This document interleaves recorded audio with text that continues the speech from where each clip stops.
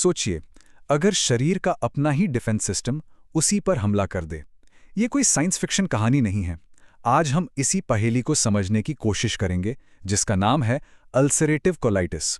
तो चलिए शुरू करते हैं इस सफर को। अच्छा, सबसे पहले जरा इस तस्वीर पर नजर डालते हैं, क्योंकि सच कहूं तो ये एक तस्वीर ही पूरी कहानी बयां कर देती है। बाईं तरफ जो दिख रहा है वो है एक हेल्दी कोलन, बिल्कुल ठीक ठाक गुलाबी सा। और अब दाईं तरफ देखिए, यहां कहानी बिल्कुल बदल जाती है।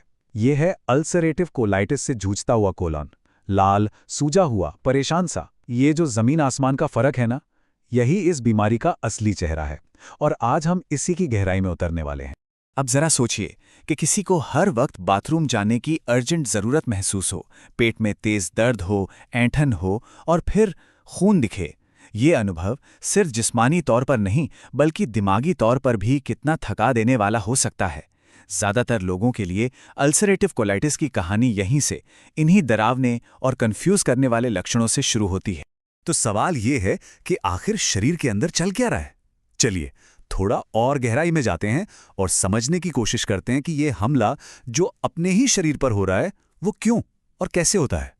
इसे ऐसे समझते हैं, मान लीजिए हमारे शरीर का जो सिक्योरिटी सिस्टम है, मतलब हमारा इम्यून सिस्टम, वो अचानक कंफ्यूज हो जाता है और वो अपने ही घर यानी हमारी बड़ी आंत को कोई बाहरी दुश्मन समझ लेता है और बस उस पर हमला शुरू कर देता है। यही है अल्सरेटिव कोलाइटिस। ये एक ऐसी लड़ाई है जो शरीर के अंदर ही चल रही है, जिसमें अपना ही डिफेंस सिस्टम अपनी आंतों को नुकसान पहुंचा रहा है। नतीजा सूजन और छाले। तो ये पूरा प्रोसेस होता कैसे है? देखिए, सबसे पहले होता है एक ट्रिगर। ये जेनेटिक भी हो सकता है या फिर कोई इन्फेक्शन। इस ट्रिगर की वजह से इम्यून सिस्टम को एक गलत सिग्नल मिलता है और वो हमला शुरू कर देता है। और आखिर में इस हमले का नतीजा होता है आंतों में छाले और वो सारे लक्षण जो एक इंसान महसूस करता है।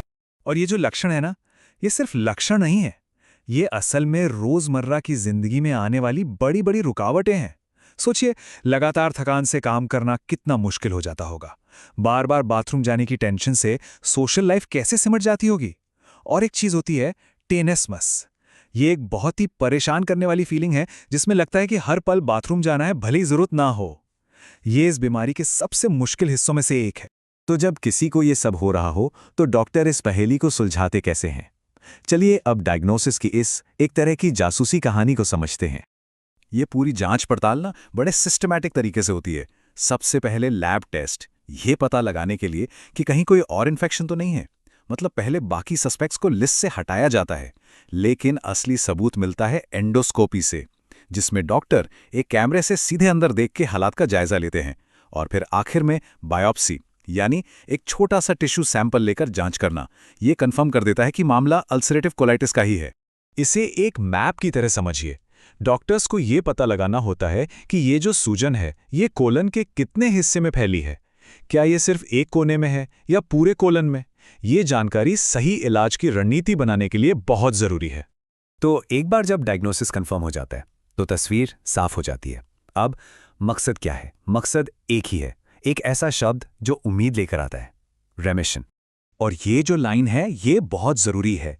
ये सिर्फ एक गोल नहीं है, ये इलाज की पूरी फिलॉसफी है। मतलब लक्षणों को सिर्फ कंट्रोल नहीं करना है, सूजन को सिर्फ शांत नहीं करना है, बल्कि ये सब ऐसे करना है जो लंबे समय तक टिका रहे, और वो भी बिना स्टेरॉइड्स के साइड इफेक्ट्स के।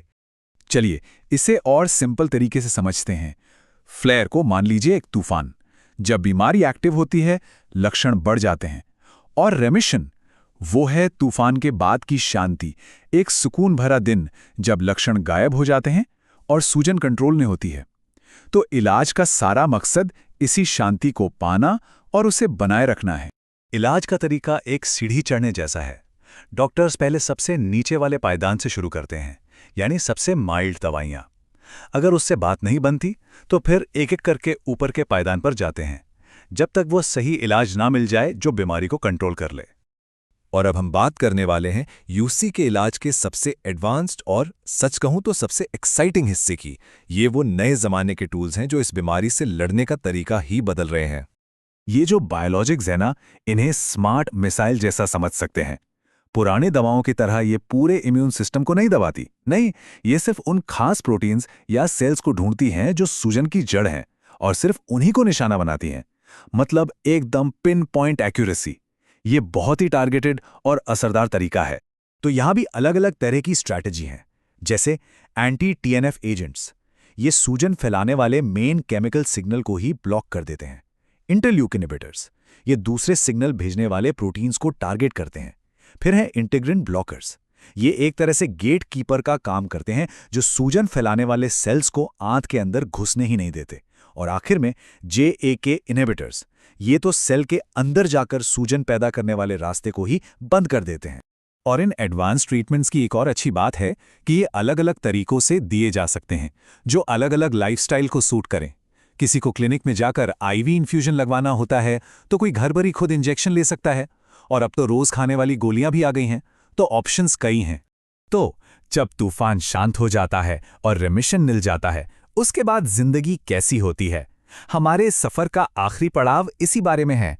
एक न्यू नॉर्मल के साथ UC के होते हुए भी एक अच्छी जिंदगी कैसे जी जा सकती है? देखिए, UC के साथ अच्छी तरह से जीने का मतलब सिर्फ दवाइयां लेना नहीं है। इसका मतलब है अपनी हेल्थ जर्नी का कंट्रोल अपने हाथ में लेना। मतलब दवा का प्लान ठीक से फॉलो करना, रेगुलर चेकअप्स करवाना, अपने शरीर को समझना कि कौन सी चीजें उसे सूट नहीं करती, और हाँ, मेंटल हेल्थ का ध्यान रखना भी उतना ही जरूरी है। और अब एक बड़ी ही हैरान करने वाली बात, साइंस में कभी कभी ऐसे मोड़ आते हैं, है ना? रिसर्च में ये पाया गया है कि स्मोकिंग, जो इतनी सारी बीमारियों की जड़ है, वो अल्सरेटिव कोलाइटिस के मामले में एक प्रोटेक्टिव इफेक्ट दिखा सकती है। ये एक बहुत ही अजीब पहेली है, जिसे साइंटिस्ट अभी भी सुलझाने में लगे हैं। और ये बात हमें याद दिलाती है कि इस बीमारी के बारे में अभी भी कितना कुछ जानना बाकी है। तो आखिर में एक सवाल हमारे सामने है, जैसे जैसे ट्रीटमेंट्स और भी ज्यादा टारगेटेड और पर्सनलाइज्ड होते जा रहे हैं, अल्सरेटिव कोलाइटिस के साथ जीने का भविष्य कैसे दिखेगा? खैर, हमारे पास अभी सारे जवाब तो नहीं हैं, लेकिन एक बात तो पक्की है, आने वाला कल आज से कहीं ज्यादा बेहतर और उम्मीद भरा दिखता है।